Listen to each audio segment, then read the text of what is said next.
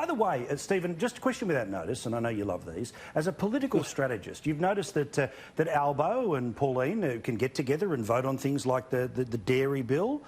You also know how devastating the Labor vote was in Queensland.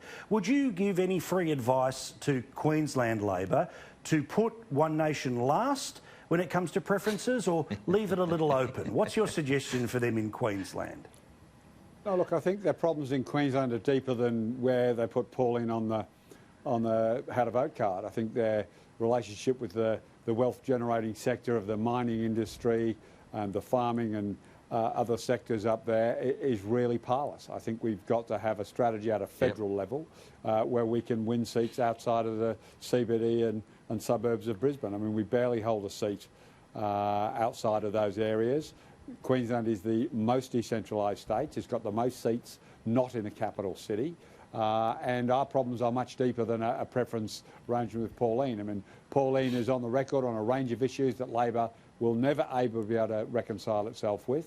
They might be able to agree on an individual policy, and Pauline's to be congratulated for a position on dairy. I see an opening here, Pauline. They're not going to put you last. I'm helping you out here, mate. There's a chance you're going to get some preferences. Paul. Isn't it quite funny? You know, here we have the government and we have the opposition. They oppose just about all bills that are put up by the government, and yet I have been out there supporting and some of the Labor's bills, and I support some of the Labor bills, and I appreciate Anthony Albanese's support of myself with the dairy bill, and I'm putting it up again on the floor of the Parliament tomorrow. So they've been very helpful and do support the dairy industry, and I'll give credit where credit's due.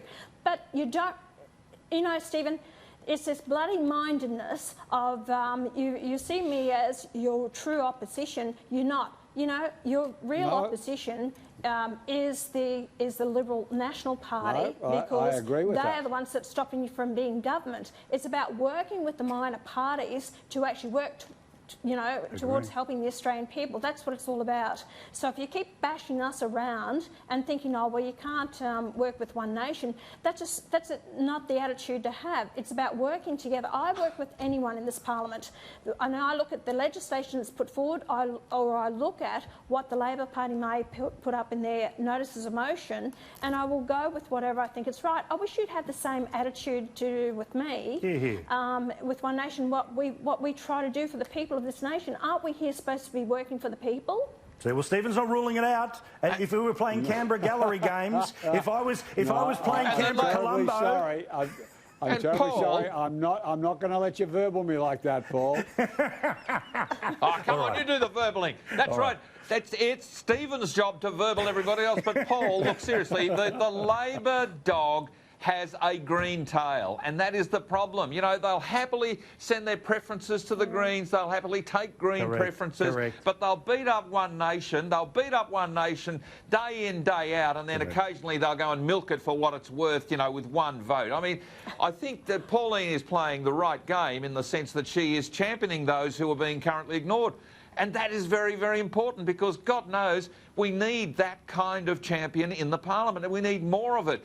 And whoever forms government at any election, after any election, at any level of government, is actually got to be there for the people. It can't just simply be for the party members. It just can't simply be for the politicians. It's got to be about senators in every state. I've got a news flash for you, Gary. When you were a minister, John Howard put Pauline Hanson last. And my recollection... That's 20 years ago, mate. Can you move on? Seriously, you don't even know what's in The Guardian tonight, and you're talking about what happened 20 years ago. Heavens, I'll send you a drink coaster and write it out for you, Stephen. Just spare me. One Nation of 2019 is a hell of a lot different to the One Nation of 2020. Let's all agree. Of 1999. Let's all agree that PM in the AM is a podcast that you can listen to every single day. Read it. It's much better to read it. It's much better to read it. It's much better when you read that podcast, At least I create debate.